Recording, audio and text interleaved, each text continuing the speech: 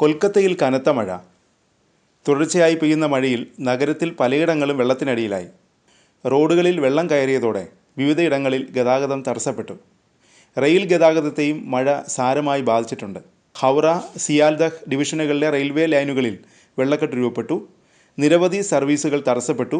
ചില സർവീസുകൾ വഴിതിരിച്ചുവിട്ടു. ദീർഘദൂര ട്രെയിൻ സർവീസുകളെയും മഴ സാരമായി ബാധിച്ചിട്ടുണ്ട്.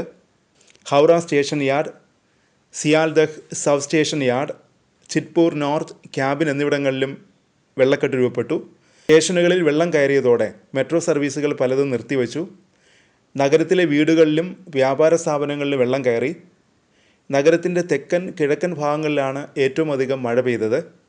മഴക്കെടുതിയിൽ നഗരത്തിൽ 5 പേരാണ് മരിച്ചത്. ശരിയ കന്ദഹാരിയിൽ ഏതാനും മണിക്കൂറുകൾക്കിടയിൽ പെയ്തത് 332 മില്ലിമീറ്റർ മഴയാണ്. ജോധ്പൂർ പാർക്കിൽ ലഭിച്ചത് 285 മില്ലിമീറ്റർ മഴയും. കാലിഘട്ടിൽ 280 മില്ലിമീറ്റർ, ടാപ്സിയയിൽ 275 മില്ലിമീറ്റർ, ബേലിഗഞ്ചിയിൽ 266 മില്ലിമീറ്റർ എന്നിങ്ങനെ മഴ രേഖപ്പെടുത്തി. ബംഗാൾ ഉൾക്കടലിൻ്റെ വടക്കു കിഴക്കൻ ഭാഗത്ത് രൂപപ്പെട്ട ന്യൂനമർദ്ദമാണ് കനത്ത മഴയ്ക്ക് കാരണം. ന്യൂനമർദ്ദം വടക്കു പടിഞ്ഞാറൻ പ്രദേശത്തേക്ക് നീങ്ങാൻ സാധ്യതയുണ്ട്. അതിനാൽ തെക്കൻ ബംഗാളിലെ ചില ജില്ലകളിൽ മഴയ്ക്ക് സാധ്യതയുണ്ടെന്ന് ബംഗാൾ കാലാവസ്ഥാ നിരീക്ഷണ കേന്ദ്രം അറിയിച്ചു. ദക്ഷിണ ബംഗാളിലെ പൂർബ മേദിനിപൂർ, പശ്ചി മേദിനിപൂർ, സൗത്ത് 24 പർഗാനാസ്, ജാഗ്രാം, ബങ്കുര ജില്ലകളിൽ ബുധനാഴ്ച വരെ കനത്ത മഴയ്ക്ക് സാധ്യതയുണ്ടെന്ന് കാലാവസ്ഥാ നിരീക്ഷണ കേന്ദ്രം അറിയിച്ചു.